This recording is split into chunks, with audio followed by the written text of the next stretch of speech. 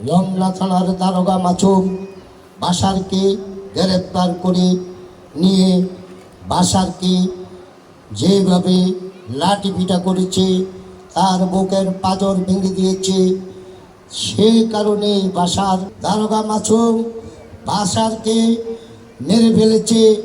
এটা সত্য ঘটনা, মিথ্যা নয়।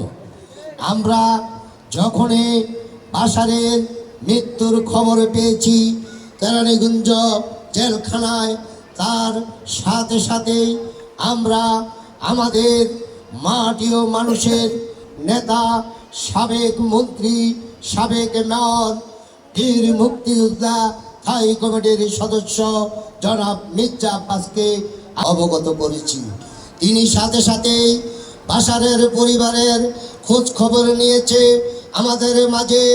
তিনি তখন ঢাকা মেডিকেল, আমাদের যারা মেডিকেল সার্টিফিকেট নিয়ে অনেক ষড়যন্ত্র করেছে এই দারোগা মাসুম, পুলিশ প্রশাসন, তারা তার মৃত্যুর সনদপত্র দিবে না, এই নিয়ে আমাদের প্রাণপ্রিয় নেতা, মাটি ও মানুষের নেতা জনাব মির্জা আব্বাস সারা রাত পরে ডাক্তার, প্রশাসন, ঢাকা মেডিকেলের সকলের সাথে কথা বলেছে।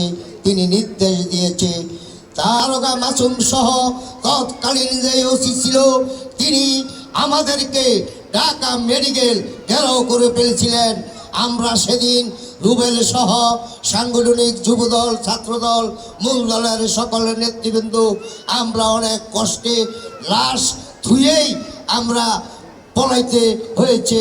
তারপরে আবারও আমরা পরবর্তী পুলিশ যাওয়ার পরে আমরা আবার বাশারের লাশ নিয়ে পার্টির অফিসে আমরা নিয়ে বাশারের জানাজা দেই।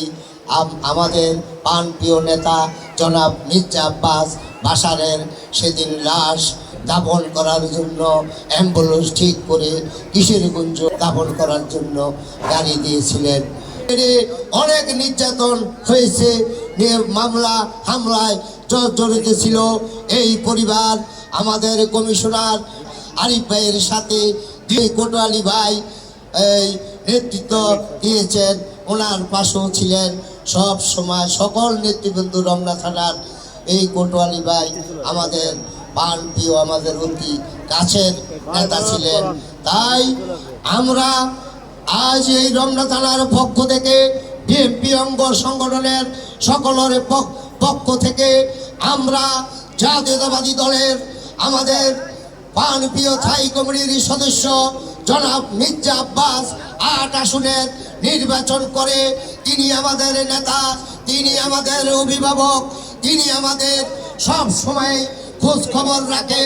এই বাশারের সন্তান এবং কোটওয়ালি ভাইয়ের আরো 2 সন্তান আছে, এই পরিবারের যেন একটি ব্যবস্থা নেয়, এইটাই আমরা আমাদের মির্জা আব্বাস দেশের বাইরে আছেন, চিকিৎসায় গিয়েছেন, তিনি আসলে ওনার কাছে আমরা এই কোটওয়ালি পরিবারের কথা তুলে ধরবো, বলবো।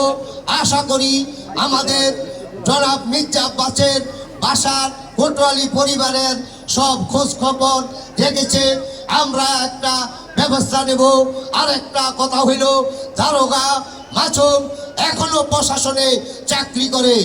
আমরা জাতীয়তাবাদী দলের প্রত্যেকটি নেতার কাছে আমাদের ৮ আসনের মাটি ও মানুষের নেতা জনাব মির্জা আব্বাসকে বলবো, ওই দারোগা মাসুমের চাকরি থেকে বরখাস্ত করে তার যেন বাশার হত্যার বিচার হয়, এই দাবি রেখে আওয়ামী ফেসিবাদ সরকারের দালাল পুলিশ এই মাটি থেকে, এই রেল লাইনের মাটি থেকে আবুল বাশারকে তুলে নিয়ে যায়। তুলে নিয়ে যাওয়ার পর তাকে বেদম প্রহার করে। আবুল বাশারকে যে বর্মা ধরিয়েছে শফিকুল, এখনো শফিকুল গ্রেপ্তার হয় নাই। আমরা অবিলম্বে এই খুনি শফিকুলকে গ্রেপ্তার করে আইনের আওতায় এনে তার ফাঁসি দাবি করবো ইনশাআল্লাহ। তার মারা যায়নি, বাশারকে হত্যা করা হয়েছে। ওই সময় কারা কারা বর্মা ছিল রমনা থানায়, দলের কারা বর্মা ছিল এবং যারা আমাদের ভিতর থেকে আমাদের নেতাকর্মীকে পুলিশ দিয়ে গ্রেপ্তার করেছেন, এবং এই শফিকুলের মতো আরো অনেক শফিকুল আছে, মির্জাপুর আছে, যারা এখনো আমাদের মাঝে ঘুরে বেড়ায়। এইসব মির্জাপুরদেরকে আইনের আওতায় এনে তাদের অপরাধের আওতায় আনতে হবে ইনশাআল্লাহ। জনাব আবুল বাশার আমাদের যুবদল সভাপতি দিদার বাবু বলেছেন, সে আসলেই আমাদের গর্ব। তার পরিবারটাই বিএনপি পরিবার। তার বাবা কোটালী ভাই আমাদের সদ্য বড় ভাই, আমরা দীর্ঘদিন একসাথে রাজপথে আন্দোলন সংগ্রাম করেছি, তিনি আমাদের সাথে ছিলেন। তার সাথে পাশাপাশি একই পরিবারের তার 3টা সন্তান আমাদের সাথে বিএনপি পরিবারের সাথে আন্দোলন সংগ্রামে অংশগ্রহণ করেছে। এটা আসলেই ইতিহাসে একটা বিরল ঘটনা। জাতীয়তাবাদী দল বিএনপিকে ভালোবাসতে গিয়ে তার জীবন উৎসর্গ করে দিয়েছে। তার অপরাধ ছিল সেই জাতীয়তাবাদী দল বিএনপি পরিবারকে ভালোবেসে আন্দোলন সংগ্রামে রাজপথে তিনি বলিষ্ঠ ভূমিকা রেখেছেন। তার অপরাধ ছিল এই পশ্চিম মালিবাগ ইউনিট বিএনপিকে তিনি সুসংগঠিত করেছেন। যেরকম ডক্টর রহমান সাহেব বলেছে যে আমরা একত্রে মিলে কাজ করব, দেশ করব, এবং আগামীতে একটা সুষ্ঠু ভোট হতে যাচ্ছে। আমরা দুয়ারে দুয়ারে গিয়ে সবার কাছে ভোট চাবো ইনশাআল্লাহ। আজকের দোয়া মাহফিলে এটাই একটা অঙ্গীকার করতে হবে সবার, যে আমরা যাতে এই বাশার সাহেবের পরিবারের সাথে থাকি, ওনাদের সুখ দুঃখ কষ্ট যাই আছে ওনার পাশে থেকে ওনাদেরকে এগিয়ে নিয়ে যাই, কারণ ওনার নিবেদিত প্রাণ। দলের জন্য বাশার একটা নিবেদিত প্রাণ ছিল। বাশারে যখনই আমরা ফোন দিছি, আমি ব্যক্তিগতভাবে যতবারই আমি বাশারে ফোন দিয়েছি, কাছে ডেকেছি, ততবারই আমি বাশারকে পেয়েছি, জেলখানাও পেয়েছি। তো বাশারের জন্য রুহের মাগফিরাত কামনায় আজকের দোয়া। সবসময় দেখলে কাকা আসসালামু আলাইকুম সালামটা দিত, তার এই বিনয়ী আমরা সবসময় পাইছি। আমরা তার রুহের মাগফিরাত কামনা করে এখানে শেষ করি। যারা মাঠে ছিল তাদেরকে সরানোর জন্য কিছু পাবলিক আছে, বিভিন্ন সন্ত্রাসী এই সেই অনেকের কথা বলে। আমাদের ডাটা নিয়ে দেখতে হবে আমরা কারা। আমাদের নামের পিছনে কিন্তু কিছু না কিছু আছে।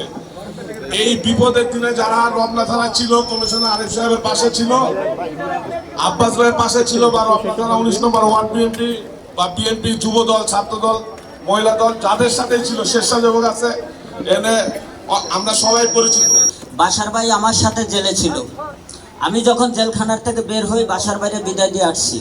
খুব ভালো ছিল, সুস্থ ছিল। তাকে এই রমনা থানার দোসর এই মাসুদ ধৈরানিয়া নির্যাতন করে তার সবাই উপস্থিত। আমার শুধু একটাই কথা, বাশারের মৃত্যুর সাথে যারা যারা জড়িত তাদেরকে অতি বিলম্বে শাস্তির আওতায় আনতে হবে। বাশার ইন্তিকাল করে, আসলে আমরা ওইভাবে তার পাশে কেউই দাঁড়াইতে পারি না। আজকে আমরা বাসী করে, আর তার ফ্যামিলিতে আল্লাহ এই সুখ করার তৌফিক দান করে। وكفر عنا سيئاتنا وتوفنا مع الأبرار يا رب كريم يا الله حسن نماز الفضل المغرب نماز الفضل رب كريم بكل شهيد البرهات رن করেছে। আয় আল্লাহ আমাদের সকলকে তুমি মাফ করে দাও। আয় আল্লাহ বিশেষ করে যারা মৃত্যুবরণ করেছে, আয় আল্লাহ তাদেরকে তুমি মাফ করে দাও, তাদের প্রত্যেককে তুমি জান্নাতুল ফেরদাউস নসিব করে দাও। আয় আল্লাহ আজকে এখানে যে দোয়া আয়োজন করা হয়েছে আবুল বাশার উদ্দেশ্য করে নিয়ে, আয় আল্লাহ তাকে তুমি জান্নাতুল ফেরদাউস নসিব করে দাও। আয় আল্লাহ তার পরিবারকে ধৈর্য ধরার তৌফিক দান করে দাও। আয় আল্লাহ